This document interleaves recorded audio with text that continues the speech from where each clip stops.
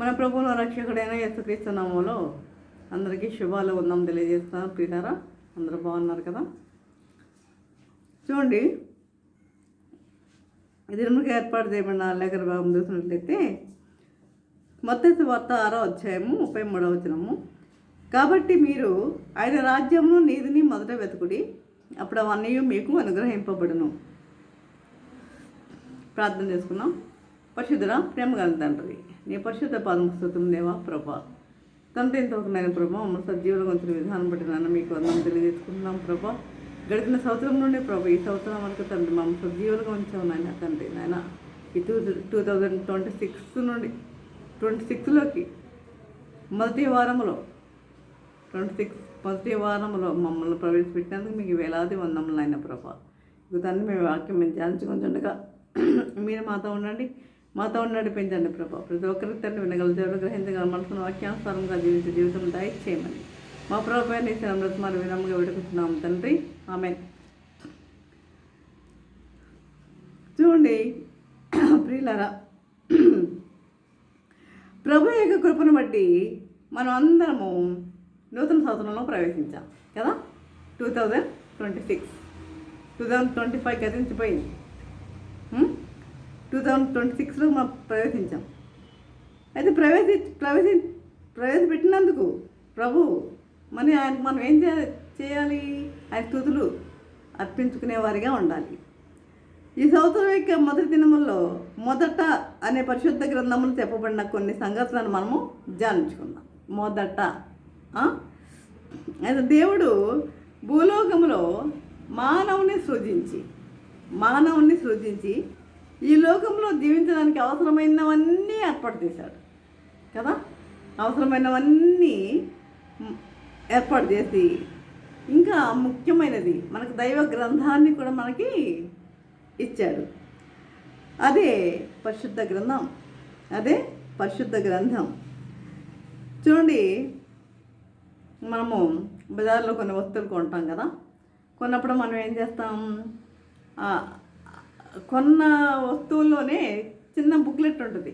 అంటే అది ఎలా ఉపయోగించుకోవాలి అన్న విషయంలో చిన్న బుక్లెట్ ఇస్తాడు. దాన్ని చూసి ఉపయోగించుకుంటారు, ఆ వస్తువులు ఎలా వాడాలో అనేది. అదే విధంగా మనం ఈ లోకమును ఎలా జీవించాలి అనేది అని మనం తెలియడానికి ప్రభు మనకేమిచ్చాడు? పరిశుద్ధ గ్రంథాన్ని మనకు అనుగ్రహించాడు. పరిశుద్ధ గ్రంథాన్ని మనకు ఇచ్చాడు ప్రియులారా. కాబట్టి మనం ఏం చేయాలి? ఆ గ్రంథాన్ని మనం ఏం చేయాలి? మనం ధ్యానించాలి వాక్యానుసారంగా. ఆ వాక్యానుసారంగా మనం జీవించే వారంగా మనం ఉండాలి. చాలామంది ఆ వాక్యానుసారంగా జీవించలేకుండా, ఆ వాక్యాన్ని ధ్యానించలేకుండా నిర్లక్ష్యంగా ఏం చేస్తున్నారు? నష్టపోతున్నారు. అనేక మంది నష్టపోతున్నారు. కానీ మనం జీవితంలో అభివృద్ధి చెందాలంటే, వర్ధిల్లాలంటే, జ్ఞానం కావాలంటే, మనకు ఆరోగ్యం కావాలంటే, ఆస్తిపాస్తులు కావాలంటే, ఏమి కావాలన్నా కూడా నువ్వేం చేయాలి? ముందు దేవుణ్ణి నమ్ముకోవాలి. దేవుని యందు విశ్వాసం కలిగి జీవించాలి. అడగండి, అడుగుడి మీకు ఇవ్వబడును అన్నాడు దేవుడు. అడుగుడి మీకు ఇవ్వబడును, వెతకుడి మీకు దొరుకును, తట్టుడి మీకు తీయబడును అన్నాడు. ఎప్పుడు? నా యందు మీరును, మీ యందు నా మాటలు నిలిచి ఉండిన ఎడల మీకు ఏది ఇష్టమో అడగండి అన్నాడు. అప్పుడు ఇస్తానంటున్నాడు. ఆయన యందు మనము, మన యందు ఆయన నిలిచి ఉండిన ఎడల మనం ఆయన యందు నిలిచి ఉండాలి, ఆయన మన యందు నిలిచి ఉండాలి, ఆయన మాటలు మన యందు నిలిచి ఉండాలి. అప్పుడు మనకి ఏమి కావాలో ఇస్తానంటున్నాడు. కాబట్టి ఈ విధంగా మనకి ఇల్లు, ఉద్యోగం, డబ్బు, ఇంకా ప్రతి అవసరం తీరాలంటే మనం దేవుని ఆజ్ఞలను పాటించినప్పుడు ఇవన్నీ మనుషులు తప్పనిసరిగా పొందకుండా మానరు. అదే చూడండి, ఆయన రాజ్యంను నీతిని మొదట వెతికినప్పుడు వాటితో పాటు ఇహలోక సంబంధమైనవన్నీ అనుగ్రహింపబడునని ప్రభు చెప్తున్నాడు. ఎప్పుడు ఆయన నీతిని, రాజ్యమును మొదట వెతికినప్పుడు వాటితో పాటు ఇహలోక సంబంధమైనవన్నీ అనుగ్రహింపబడునని ప్రభు చెప్తున్నాడు. కానీ లోకంలో అనేకులు దీన్ని రివర్స్ చేసి లోక సంబంధమైన వాటి కొరకు ఏం చేస్తున్నారు? తాపత్రయపడుతున్నారు. ఈ లోక సంబంధమైన వాటి కొరకు, ఈ లోక సంబంధమైన వాటికి తాపత్రయపడేవారిగా ఉన్నారు. ఆయన రాజ్యమును నీతిని అంటే ఏంటి? ఆయన రక్షణను మనం వెతికేవారిగా ఉండాలి. ఆయన రక్షణను మనము వెతకాలి. కానీ మనం ఏం చేస్తున్నాం? ఆయన రక్షణను వెనుకబెట్టడం వలన, ఆయన రక్షణను నిర్లక్ష్యం చేయడం వలన, ఆయన రక్షణను వెనుకబెట్టడం వలన అన్నిటిలో కూడా వెనుకనే ఉండిపోతున్నారు. అన్నిటిలో కూడా వెనుకనే ఉండిపోతున్నారు పిల్లారా. చూడండి, దేవుని వాక్యం తెలియజేస్తుంది, నీ బాల్య దినములందే నీ సృష్టికర్త యెహోవాను స్మరించుము అని. నీ బాల్య దినములందు నీ సృష్టికర్తను స్మరణకు తెచ్చుకొనమని దేవుడు చెప్తుండగా దాన్ని వెనుకబెట్టి జీవితం అంతా గడిచిపోయి ఏమీ పొందలేని వారిగా జీవిస్తున్నారు. దాన్ని వెనకబెడుతున్నారు. నీ బాల్య దినములందు నీ సృష్టికర్తను స్మరణకు తెచ్చుకొనుము అంటున్నాడు. మన బిడ్డలకు దేవుని గురించి చెప్తున్నామా? మనం ఏ త్రోవలో ఉంటే మన బిడ్డలు అదే త్రోవలో నడుస్తారు కదా. అదే చూడండి, ఏబు గ్రంథంలో 8వ అధ్యాయం 7వ వచనం చెప్తుంది, నీవు జాగ్రత్తగా వెతకని ఎడల, జాగ్రత్తగా వెతకాలి దేవుణ్ణి. జాగ్రత్తగా వెతకని ఎడల మొదట నీ స్థితి కొద్దిగా ఉండినను తర్వాత మహాభివృద్ధి పొందుతావు. నీవు మహాభివృద్ధి పొందుతావు. ఎప్పుడు? నువ్వు జాగ్రత్తగా వెతకాలి దేవుణ్ణి, జాగ్రత్తగా వెతకాలి ప్రియులారా. కనుక జీవితంలో వర్ధిల్లాలంటే మొట్టమొదటి మెట్టు ఏదంటే మారు మనసే ఫస్ట్ స్టెప్. ఇదే, మనం మారు మనసు పొందాలి. కాబట్టి అదేవిధంగా చూడండి, మత్తయి సువార్త 5వ అధ్యాయం 24వ వచనం చెప్తుంది. చూడండి, నీవు బలిపీఠంలో అర్పణ అర్పించినప్పుడు నీ మీద నీ సహోదరునికి విరోధం ఏదైనా కలదా నీ జ్ఞాపకం వచ్చిన ఎడల మొదట వెళ్ళి నీ సహోదరునితో సమాధానపడము, ఆ తరువాత వచ్చి నీ అర్పణ అర్పింపుము. భూమియు అందున్నదంతయు నాదే కదా అని ప్రభు చెప్తున్నాడు. అంతే కదా, ఈ లోకంలో ఉన్నదంతా ఆయనదే కదా. కాబట్టి అని చెప్పిన ప్రభువుకి మన అర్పణలు అవసరం లేదు. నువ్వు లక్షలు ఇచ్చినా కోట్లు ఇచ్చినా ఏమీ ఆయనకి ఇష్టం లేదు. అవన్నీ ప్రభు ఇచ్చినాయి కదా, అవసరం లేదు. కానీ ఆయనకు కావాల్సిన ఏంటి? మన హృదయం, మన యథార్థమైన హృదయం, కపటము లేని హృదయం. ఆ హృదయాన్ని ఆ ప్రభువు కోరుకుంటున్నాడు. నీ హృదయం నాకిమ్మంటున్నాడు. నా కుమారుడు, నా కుమార్తె, నీ హృదయం నాకు కావాలంటున్నాడు.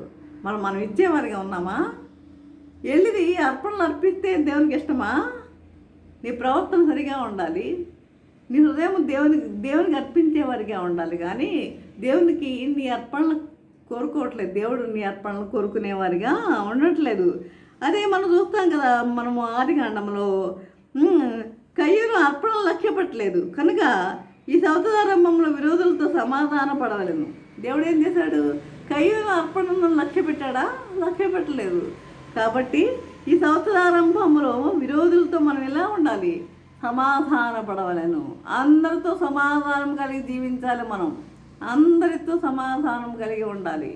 ఆ సమాధానం అనేది మనలో ఉందా? ఆ సమాధానం ఉందా? అది కావాలి. కాబట్టి క్రియకు ప్రతిక్రియ జరిగించే దేవుడు ఉన్నాడు కనుక హృదయాన్ని బాధించే ప్రతి విషయాన్ని కోపాన్ని, ద్వేషాన్ని తొలగించుకొని, మనలో ఉన్న కోపం, ద్వేషం ఇవన్నీ ప్రతి వ్యక్తిలో ఉంటాయి. కోపం అనేది, ద్వేషం అనేది ప్రతి వ్యక్తిలో ఉంటాయి, ప్రతి ఒక్కరిలో ఉంటాయి. లేని వారంటే ఎవరు లేరు. ఇది ఎవరో మనం జడ్జిమెంట్ ఇవ్వడం కాదు, కానీ దేవుడే చెప్తున్నాడు. కోపాన్ని, ద్వేషాన్ని తొలగించుకొని మన హృదయం దేవుని ఎదుట ఎలా ఉండాలంట? నిందారహితంగా ఉండినట్లు చూసుకోవాలి. నిందారహితంగా మనం ఉండాలి. నింద అనేది మనలో ఉండకూడదు. ఎవరిలో కూడా నింద అనేది మనలో ఉండకూడదు.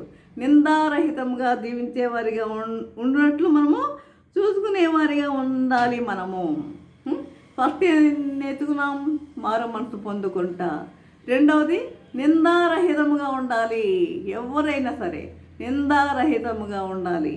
ఇక మూడవ తిప్పి నేను ముగిస్తా చూడండి. మత్తయి సువార్త 7వ అధ్యాయం 5వ వచనంలో అతి ప్రాముఖ్యమైన విషయాన్ని ప్రభు చెప్తున్నాడు.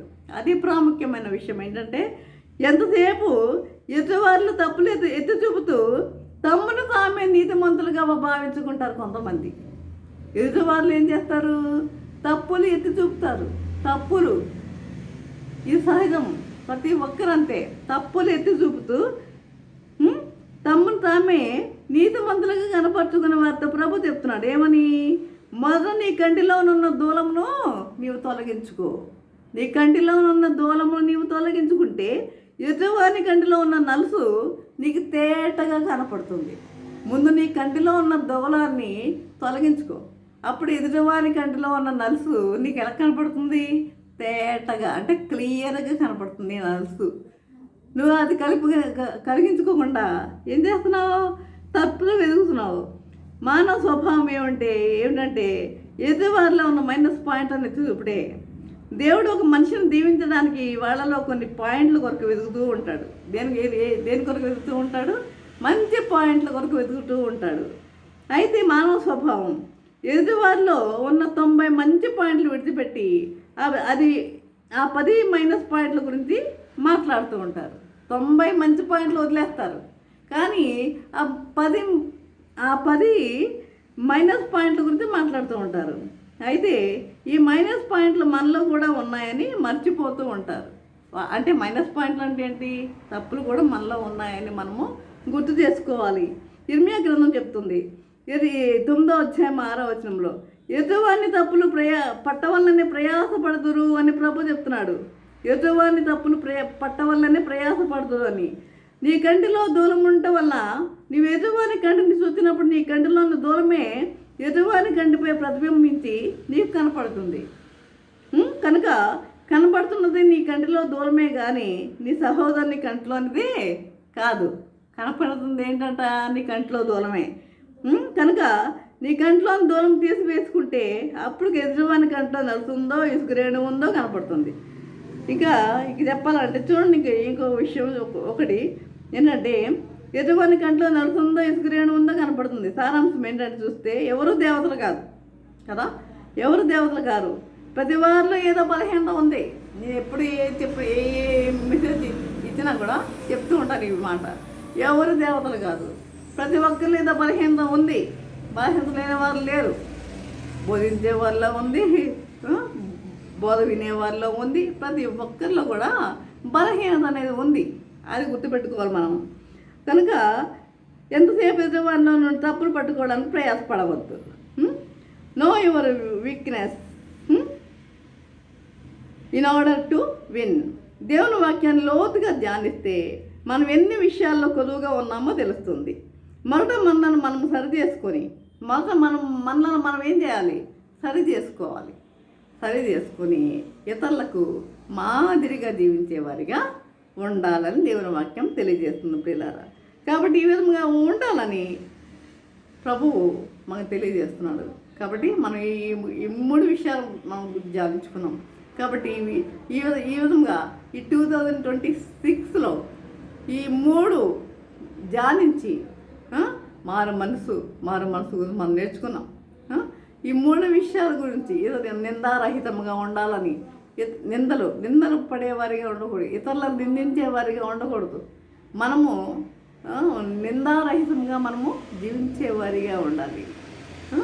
నిందలు లేని వారిగా ఉండాలి. అంటే